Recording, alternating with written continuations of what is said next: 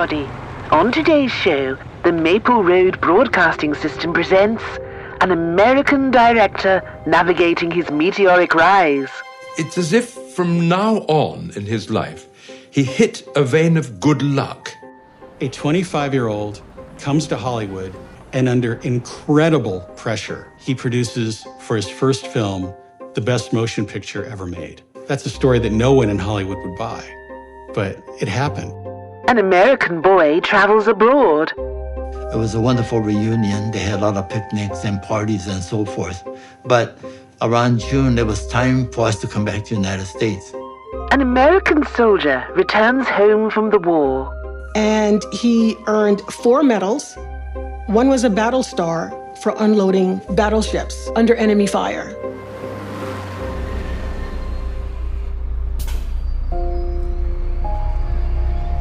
My family issued a missing persons report.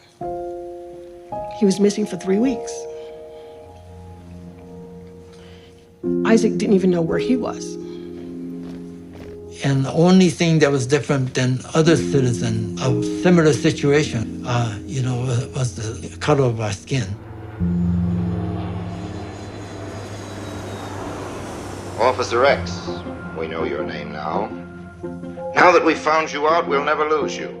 His films were banned in the Deep South. They poured whiskey over him, saying he was drunken and disorderly. Then my older brother and myself, we said, where's grandmother? The people who were incarcerated were Americans. His story is not in any of the history books.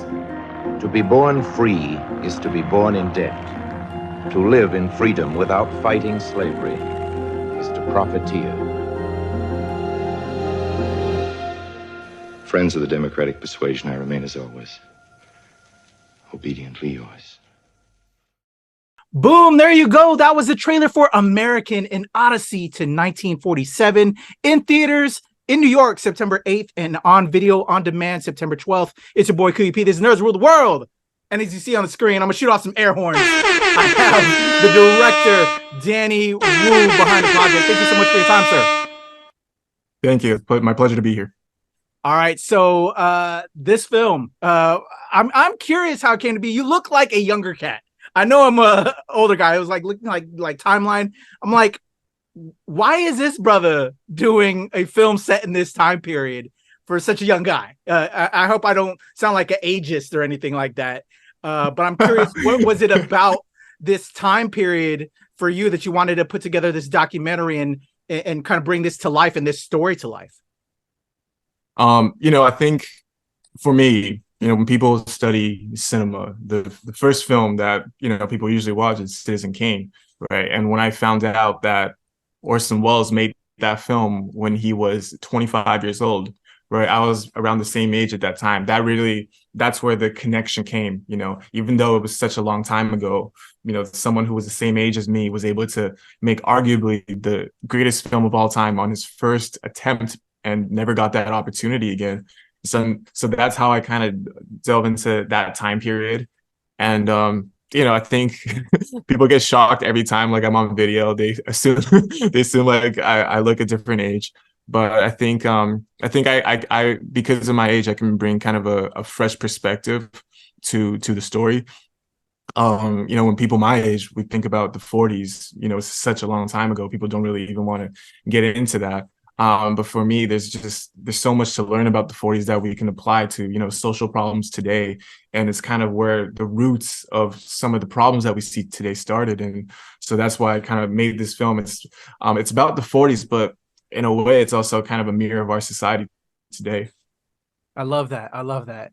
So shout out to you, man. Again, kind of the gateway. It's interesting. I'm sure you get that all the time. It's like, what? Yeah. But I love it. And I think as a fellow filmmaker as well, when you do your research and you do your history, I think we have to learn from history. I think it's very important so we don't repeat the past. We don't repeat the same mistakes. We learn from it.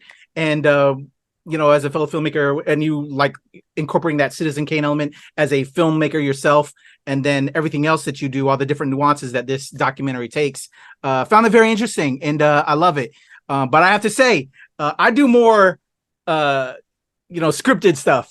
Documentary work always scares me. I've done it, but it scares me. So I'm curious for you, taking this film on documentary style a little bit, just the pre-pro that it took to put this together.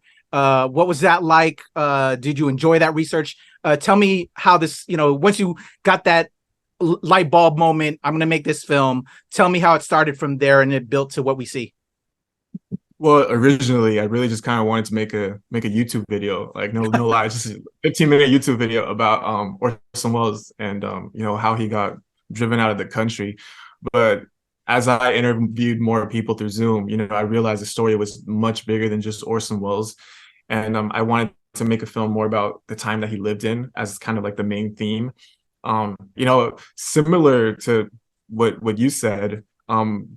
I pretty much read everyone that I interviewed. I read all their books, so I have a good idea of everyone's like knowledge of what they specialize in. Because Orson Welles is such an incredible figure, there are people who basically dedicate their studies to sections of his life. People who study Citizen Kane, people who study his time when he's overseas.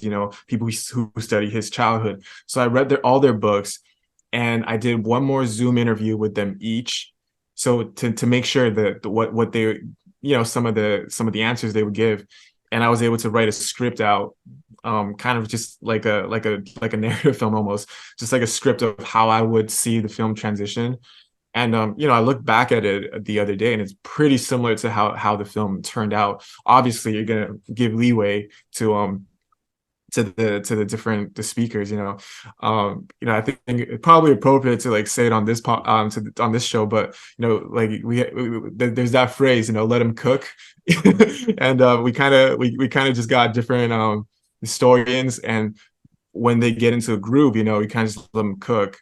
And then there's always this baseline of the Swiss Army knife historians and scholars who can bring you back into the main strand of the story. And so that's kind of how it went. And similar to what you said, the script was written out before the documentary was shot. So I had a pretty good idea of how it was going to look. Got it. So it was pretty tight. And then when you came to post, it pretty much ran the same timeline. Ran the same way. I think I would say I left for the US in June 2021. And we had our first cut ready by October, and by December we had a picture lock. And so wow. It was a pretty quick process. Congrats, brother! Congrats. Was this your first film project? The first film that went into festival circuit. Yep.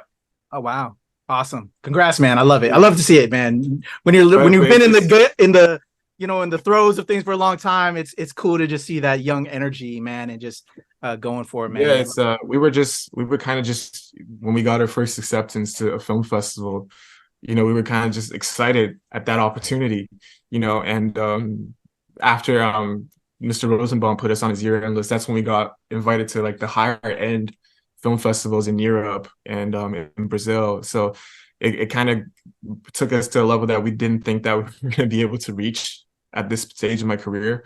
So it's been an exciting journey so far. Congrats, bro. Congrats. Amazing. I love it.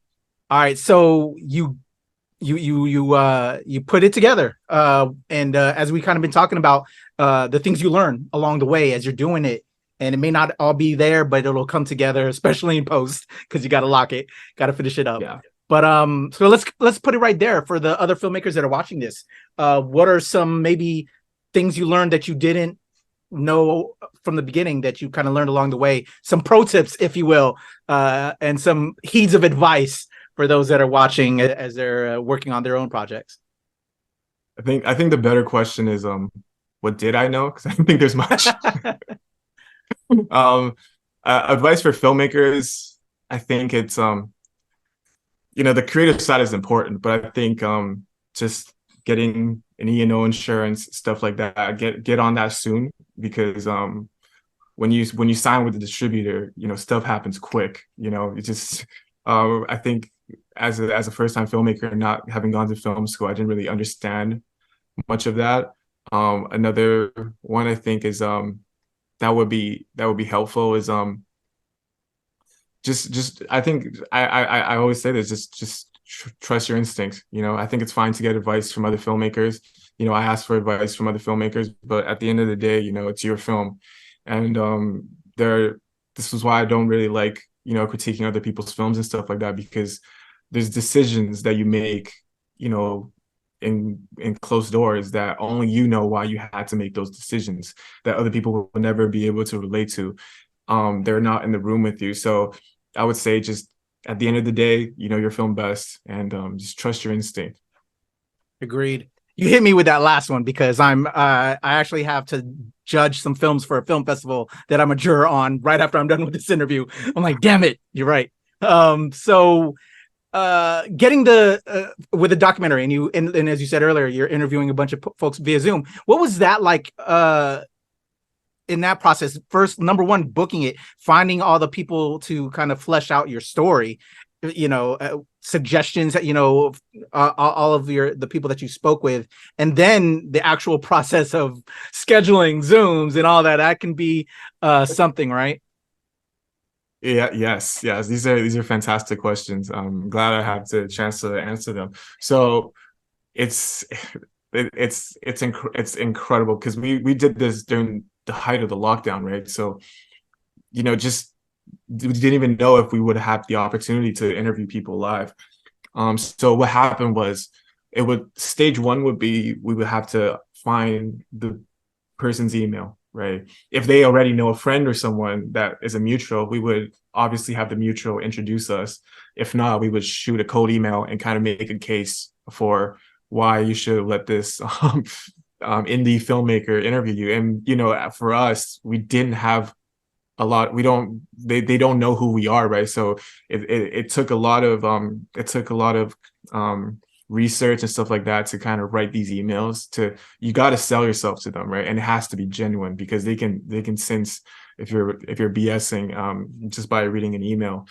So basically, I read all their books, send an email that I think they would like, and once they accept, then it was time to plot out where they are on the map, right? So we had everyone's location on a map.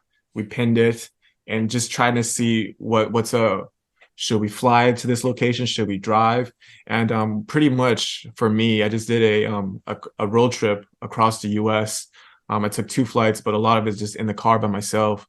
I did the camera stuff by myself, but I hired a sound recordist for most of the interviews. For some, I also just had a lav mic, and from there, you get that footage, and then you bring it home. It's a fascinating experience, because it's one thing to talk to someone through Zoom, but once you're in that spot, once you're in a live conversation where you got to look someone in the eye while also being conscious of the camera, conscious of the lighting, conscious of the B cam, right? That's something that in a documentary is when you're kind of like a one-man band, that's all the things that you got to focus. Like, someone could be telling the most amazing story, you got to kind of sneak a peek at the other camera to see if it's still in focus and stuff like that. So I think that was just like an incredible experience, and learn just so much. People definitely opened up more to you the longer you talk to them. For example, a Zoom interview, at most it would go like 30-40 minutes, an hour, stuff like that. But when you're talking to someone, you're basically in a conversation with them, and that could go on for like 2-3 hours, right? And so I learned a lot. I've learned a lot from them. I'm pretty much very close friends with everyone that I interviewed. We keep in close contact. We actually all flew down to Newport Beach to the world premiere together, and so it's a really great relationship. And that's what I love about documentaries, is that you have these friends that you have for the rest of your life, and for them to be in their 70s, most of them are in their 70s, if not 80s. And for them to befriend a 20-year-old, I'm just so thankful every day that I had this opportunity. That's beautiful, man. I love that. Yeah, because you're sharing their story. You're encapsulating that moment in their life, and so it's so important to do them the honor of that. So I love that, man. And so, as a filmmaker that got into interviews like interviewing you right now. You know, it's all about getting those reps in, if you will. The more times you do it, the better you get at it. But there's always still that that fear a little bit. You know, it never leaves you. I know in person and then switching over to Zoom with the pandemic, it's something to get accustomed to, but you know, it gets better over time, man. And congrats again to you on that, for making it all happen. And 100%. the times, I think it's I think we've benefited as well. And I know other interviewers, documentarians such as yourself, that now that we've really gotten accustomed to Zoom interviews, I think it helps give us another way to reach out and find people for the projects that we're doing that we never had. Well, I think it was there before, but we didn't use it as a tool like we do now, which is so special. So with that being said, show the trailer earlier. We talked a little bit about, you know, the production of the film, but now let's actually talk about it a little bit more. You told me how this, you know, came to be, but now, you know, as you did these interviews, you read all the books, but was there anything that you learned along this way that you didn't know before? And just again, in your words, maybe again share the tale of American and Odyssey to 1947. And again, a reminder to everybody, it's in theaters in New York September 8th and on video on demand on September 12th. Director Danny Wu. I think again, I'm not a history major, or stuff like that. So a lot of the stories in it are new to me. But I think a moment that kind of gave me that feeling was when I found. So basically, our story has that timeline, right, of Orson Welles leading to him leaving the country in 1947. And I kind of wanted to find a story that kind of parallels that. And I was able to find a story of this Japanese-American boy named Howard Kakita, who survived the atomic bomb and had to come back to the U.S. in 1947. So it's kind of a movie that leads to Orson Welles leaving America and this other guy coming back to America. So at the end, it's like this crisscross, and it's a tale of the forces that drove someone out of the country and the forces that drove someone back to the country. And just when I found out that, you know, Howard was willing to do the interview with me, and to do that interview in person with him, and to actually hear the story and the horrors of surviving the atomic bomb, I think that really shook me. I feel that. Man, I almost forgot something that was very important to me that I nearly forgot. But you just reminded me of it with your words. As an Asian American myself as well, Filipino American. I'm not sure what nationality you are, Danny, but Chinese, I like Canadian. that was interweaved into this whole tale that you did, you know, by telling this story. Why was it so important for you as well to put that in there and kind of help, you know, be that? Well, you know, as an immigrant, right? I was always like very fascinated with different perspectives. For example, I remember like precisely, I used to love looking at when old movies for me premiered. So I recall looking at Kill Bill, either 1 or 2, and it came out the same month that I landed in Canada for the first time as an 8-year-old, right? So it was that was like always kind of cool to me. Like, wow, I was just coming here and one of my like favorite movies was coming out.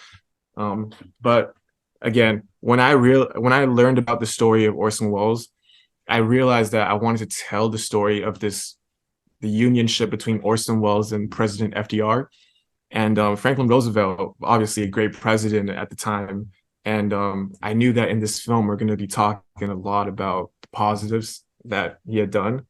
But, you know, so many documentaries do that, and they kind of whitewash the Japanese internment camps, right?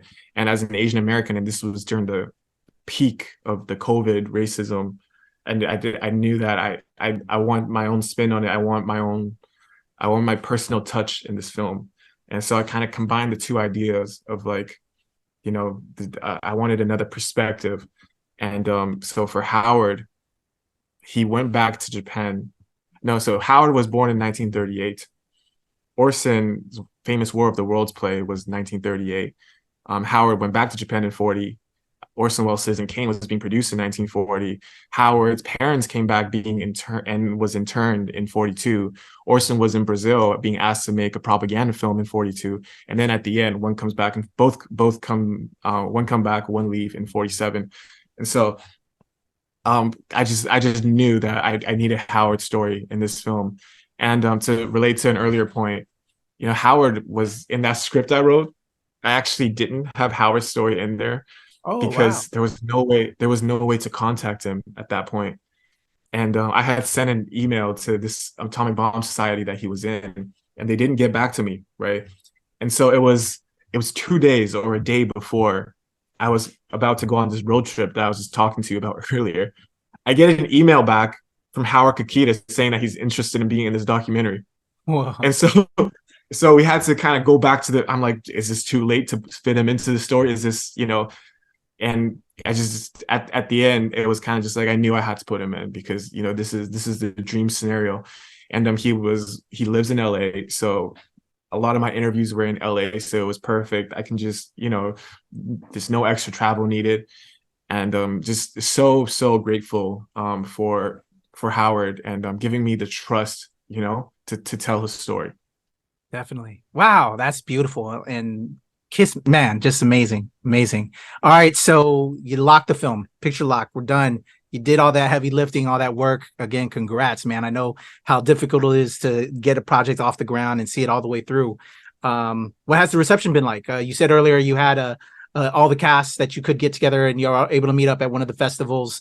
What has been the take and from both the people involved and then the populace at large, because you're encapsulating such a moment in time and you know, just all the various stories that it brings back to life again? I think it's been overwhelmingly positive to this point. The cast absolutely just loved it. You know, so it's a funny story because we had our 2 screenings, one in Newport Beach Film Festival, and then we had one the next week at Austin Film Festival. And because this was the end of the year, you know, I kind of just assumed that, you know, let's sign with this distributor and get this film out, right? And then one of our cast member, Catherine Benamou, and also Todd Tarbox, they were friends with the famous film critic Jonathan Rosenbaum, and they were encouraging me to send him our screener. So, you know, I gave him a screener link. I didn't expect much of it, right? Because in the film industry, as you probably know, you don't want to get your hopes up because that the higher the expectation, the higher the fall from that expectation. And so it was on Christmas Day that I was scrolling there's this year-end list that comes out every year of the top critics and their picks for movies of the year. And Mr. Rosenbaum put our freaking film on his list for the best films of 2022. And it was the reaction was like euphoric. You know, me and my girlfriend, we were watching Argo at that time because we were just like, we were kind of in this period of not knowing what to do with our film. Do we try for more festivals next year, or do we just sign with the distributor? And we were leaning towards that, signing with the distributor road. So when that review came out, then all of a sudden, not even joking, like 2-3 days later, the big time festivals like Thessaloniki started inviting us to screen. And from Thessaloniki, we got a lot of great reviews from the Greek critics, just probably the best reviews we've gotten. And from there was someone in the audience. They gave us one show there, and it was a sold out crowd with just like all the top filmmakers. I remember I was sitting next to someone and they're like, "Oh, I'm a filmmaker as well." And I was like, "Oh, where did your film premiere?" And she was like, "Oh, Sundance." And I was like what? Like, this is the crowd that we're in with right now. But from there, that led to an invitation for our first theatrical run in London, which has done so well. They gave us this, they invited us for 1 week, but then after the first 4 shows, they were like, "Okay, let's get you back because you're the best-selling screening at our theater." So we were on the marquee with Oppenheimer, which is pretty cool. Just given the stories, right? Because our film obviously has the atomic bomb in it as well. And I think right now you're catching us at a point where I think within the next few days, that's when most of our Rotten Tomatoes and stuff like that will come out. But I'm not gonna let that worry me too much, because it's out of my control, and I know it's gonna be a bit divisive probably, but I'm completely at peace with it. I love it. All right. Again, I'm going to remind everybody, American, an Odyssey to 1947 is in theaters in New York, September 8th, and on video on demand, September 12th. I love it. Congratulations, brother. That's amazing. Excited for you to get this project out there to even more of an audience, to just, see the work and then hopefully help you with your future work. And I think I want to close out with that. Sure. So this, obviously you're in the throes of promotion, interviews, talking all about this, distribution finally launching everywhere. But what's next on the agenda? Are we doing more narrative work? Do we have some scripted stuff, or and if you can talk about it, because I don't want to pull anything out of the bag that you don't want to have announced yet, but would love to throw some shine and love to other things you're doing. Yeah. Regarding this project, I still have a few more stops to go. We have our September 8th. We have our premiere in New York, and the 6 p.m. show is where me, Laura, our EP, who is also the niece of Isaac Woodard, and Richard France, they're going to be, together for the first time to have a Q&A screening at Cinema Village in New York at 6 p.m. On the 8th. So that's something that I've been looking forward to. After that, I have to fly the very next day to Rome for my friend's wedding. But on the 17th of September, we have our final screening in London, which will end with a Q&A with Simon Callow. So that's the first time he's going to see the film with me, and I'm extremely excited for that as well. In regards to the next project, to be honest, it's just I don't know yet. I really need a little bit of a break. Yeah, I think I need a little bit of a break, but once that obsession comes back, I would love to get into it. I would love to do a project about basketball or something like that, because that's something that I love. Okay. But of course, there's so many ideas right now. Not settling on any of it. I just want my focus right now is to make sure that American gets the eyeballs it deserves. All right. I love it. Well, congratulations, brother. I'd love to see it. Love to see a fellow AAPI director out here doing his thing. I just want to throw some shine on that, because there's few and far. There's few of us out here. So when you see it, you got to give love. Correct. It's a beautiful, man. Congrats, bro. When you come out with more projects, other things develop, man, I'd love to have you back to throw some shine and give you your flowers. But again, everybody, check out my man, Danny Wu. American, an Odyssey to 1947 in theaters, New York, September 8th. Go get your tickets, y'all. I'm going to try and have this out prior to, so go get those tickets if they're available. Go show them love and support him. And then video on demand, September 12th. All the things. Danny, a pleasure talking to you, brother. Good luck with you as you continue your filmmaking journey. And again, love to have you back to throw some more flowers at you for the hard work you're doing. It's my absolute privilege to be here today. Thank you so much for having me. I've been looking forward to this for a while now, so it's fantastic, and it's exceeded my high expectations. I appreciate you, sir. Everybody, my man, Danny Wu, director of American Odyssey to 1947. It's your boy Kuya P. This is Nerds Rule the World.